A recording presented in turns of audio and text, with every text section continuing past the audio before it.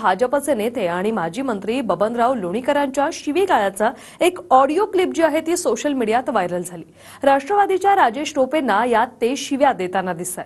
मात्र ही viral clip आपली नसून तो माझा आवाज नाही, ती क्लिप माझी नाहीच असं लोणीकरांनी म्हटलंय। पाहूया। तुम्ही शब्द दिला, अर्जुनरावच्या बंगल्यावर बोलला, चर्चा केली, पण पुढच्या ह्याच्यात पाळू आता नाही। अरे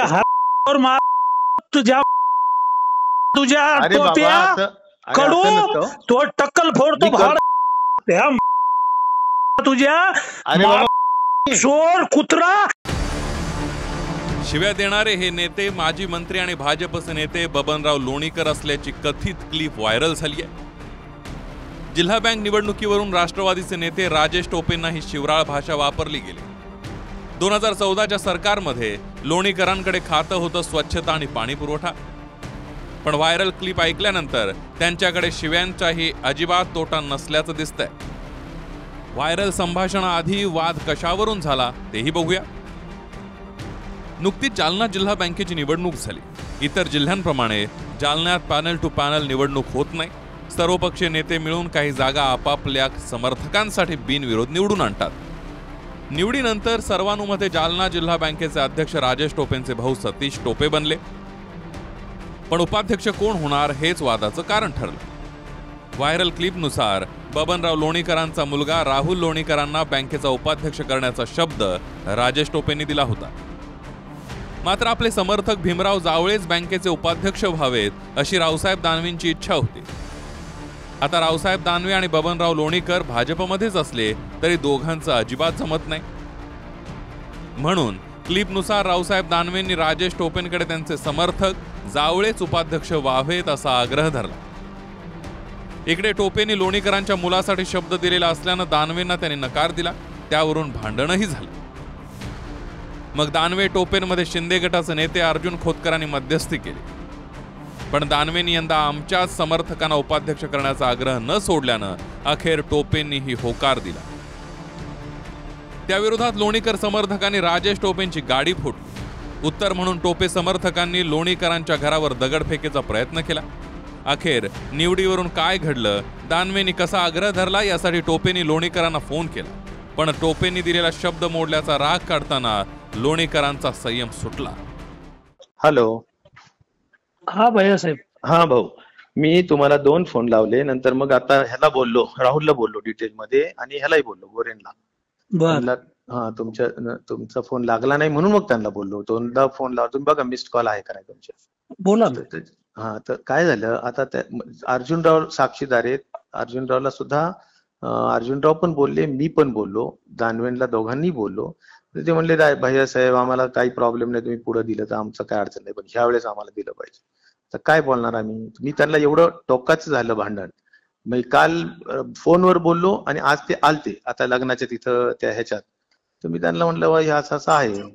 ते म्हणलं आपण पहिल्यांदा बोललो बबनरावांना, त्यात आले नाही, चर्चेत नव्हते, हे नव्हते। मी म्हणलं ते काही असो, पण माझं त्यांच्याकडून एवढंच झालेलं की आपल्याला राहुलला उपाध्यक्ष करायचंय, तर ते आता तुम्ही असं मला वाटतं की ह्यावेळेस सोडावं। ते म्हणले नाही मला ह्यावेळेस साहेब राजकारण मोठं नसतं, त्या उपाध्यक्ष पदात काही नाहीये, आम्हालाही माहिती आहे। एकच सांगू का, मी ह्यांना आणि तुम्ही शब्द दिला, अर्जुनरावच्या बंगल्यावर बोलला, चर्चा केली, पण पुढच्या ह्याच्यात पाळू आता नाही। अरे तुझ्या टोप्या कडू तो टक्कल फोडतो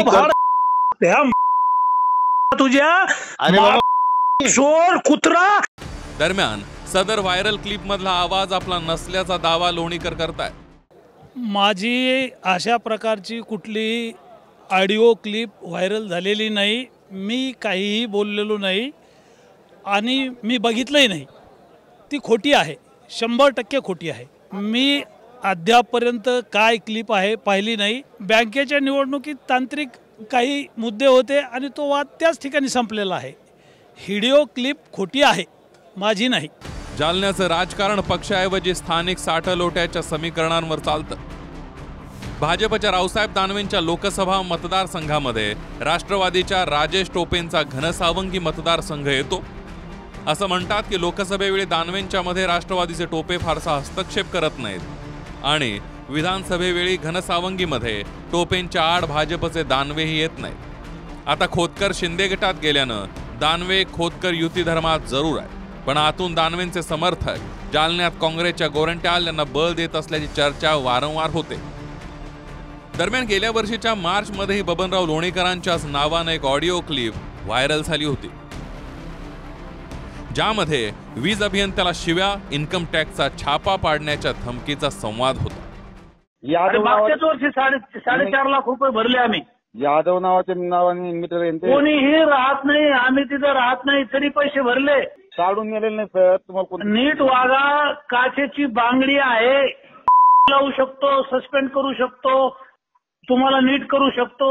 मुख्य अभियंता जे आहेत औरंगाबादचे ते माझ्याकडे सहाय्यक अभियंता होते, अंधारे साहेब।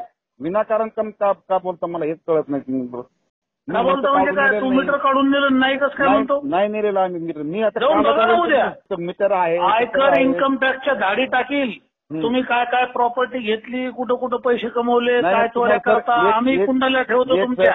एक सर तुम्ही उगा काहीतरी आमच्या नादी लागू नका, आमच्या नादी लागायचं नाही। संजय सरोदे, TV9 मराठी, जालना।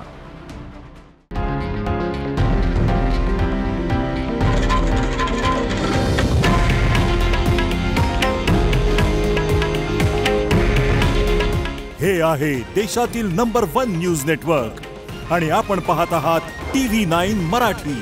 काळजी तुमची, हित महाराष्ट्राचं।